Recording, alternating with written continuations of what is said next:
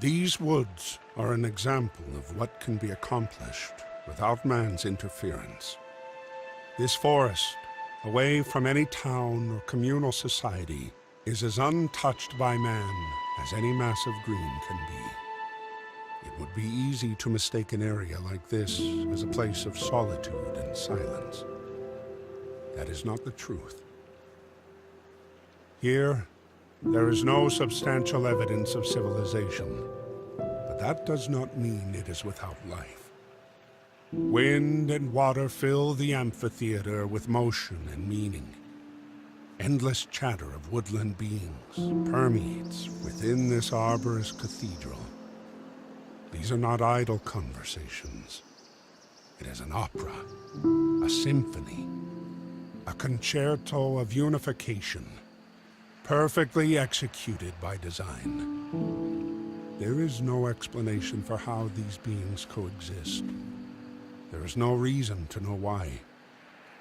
Within these trees, among these streams, life is, and that is good enough.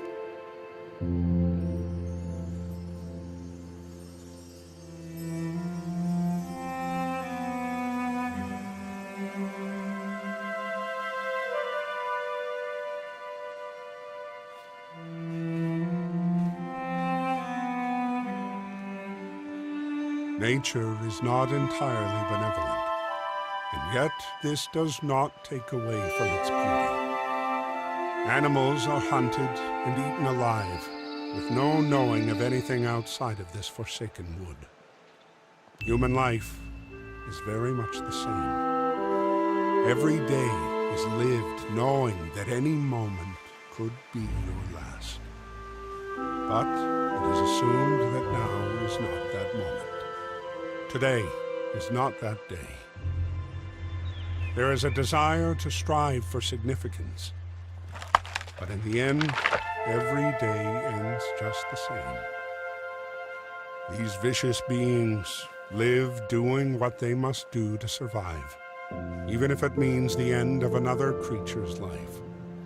Does this make them any different than the small rodent burrowing its home within the confines of a tree to seek shelter from the outside world? Even something as beautiful as a flower can be subjected to draining the essence of other greenery to stand a little bit taller and glow a little bit brighter. There is a cruelty in nature that brings about destruction, and yet this forest still stands. Life carries on, even if it's not the life that came before.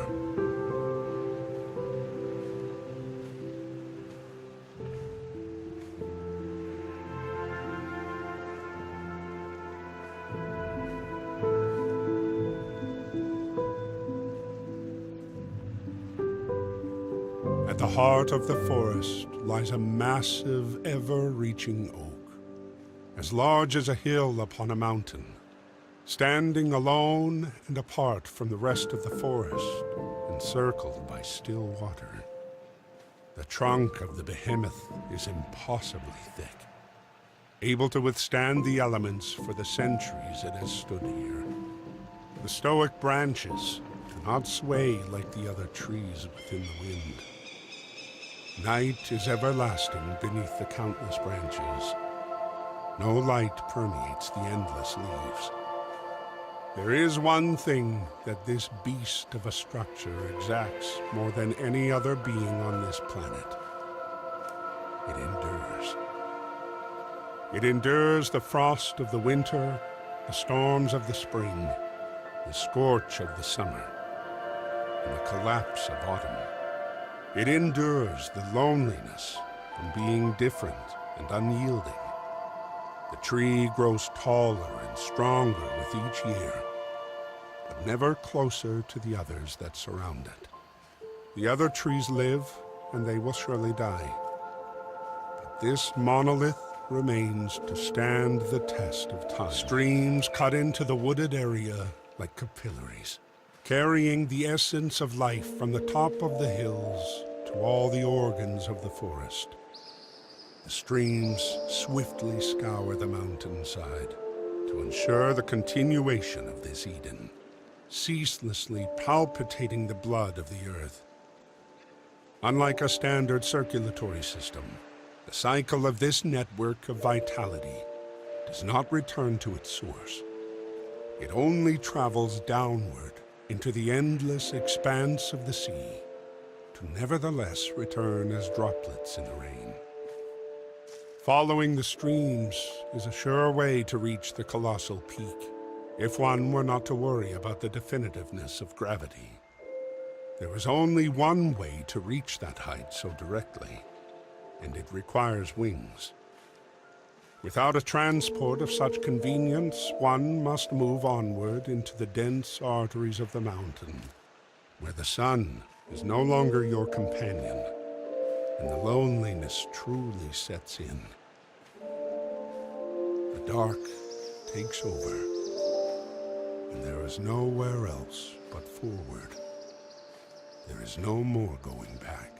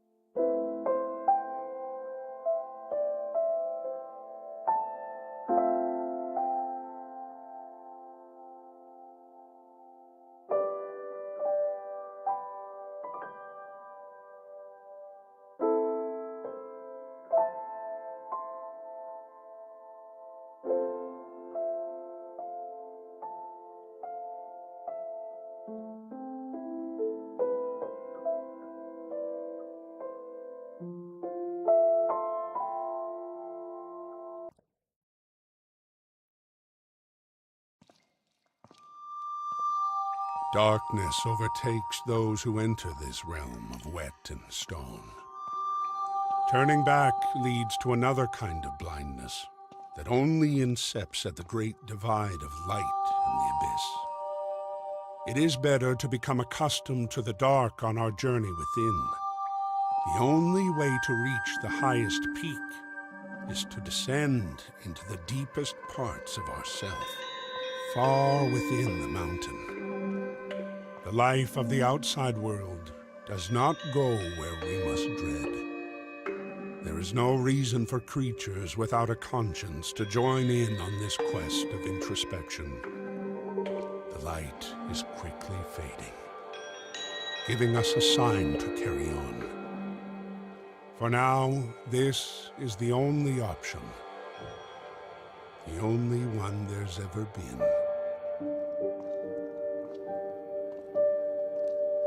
This seemingly vacant corridor within the chasm consists of a series of interconnected tunnels, winding inward and outward. There is no telling where one path stops and another begins. But we must choose regardless. There is a strange familiarity about this darkness, as if you have been here once before. But that is not the case. You have always been here. You have never left this darkness, not for many years. The Abyss has become a companion and reminder of the warped life you lead. Not everything is the way it should be, but it still is all the same.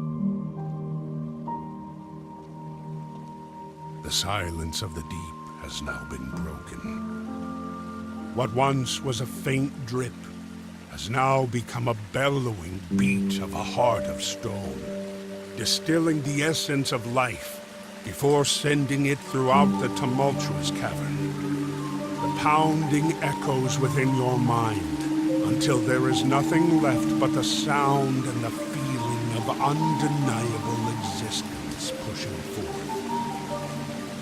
It has been ages since someone met with the pulsating rock. The visions granted by this enchanting boulder bears witness to your own faults. These jaded memories are not left forgotten and are carved into the walls to stand the test of time.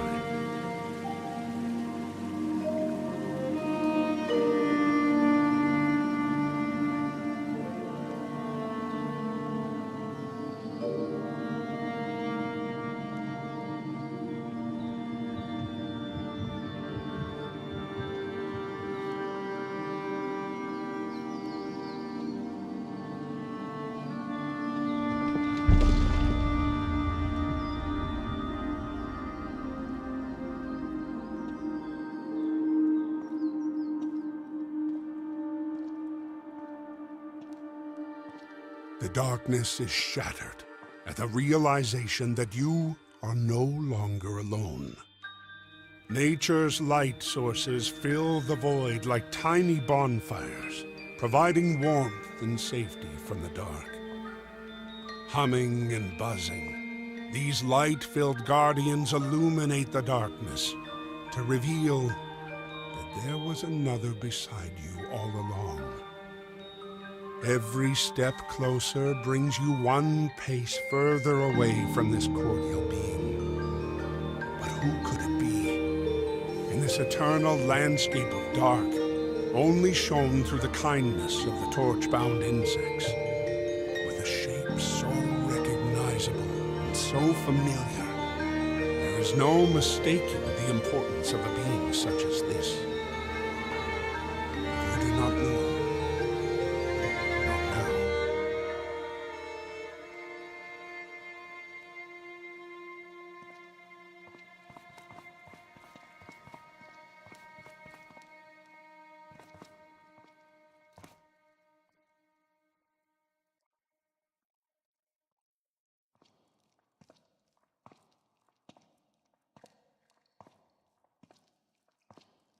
A stark beam sits ever so strongly in the distance.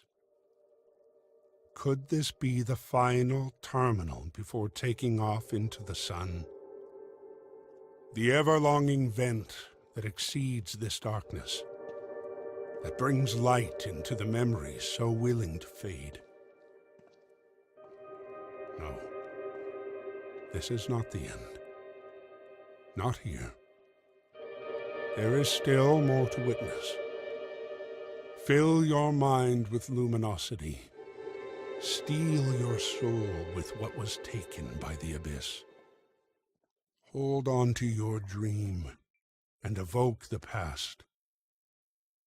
For remembering is all that is left for a being so broken and afraid of what is yet to come.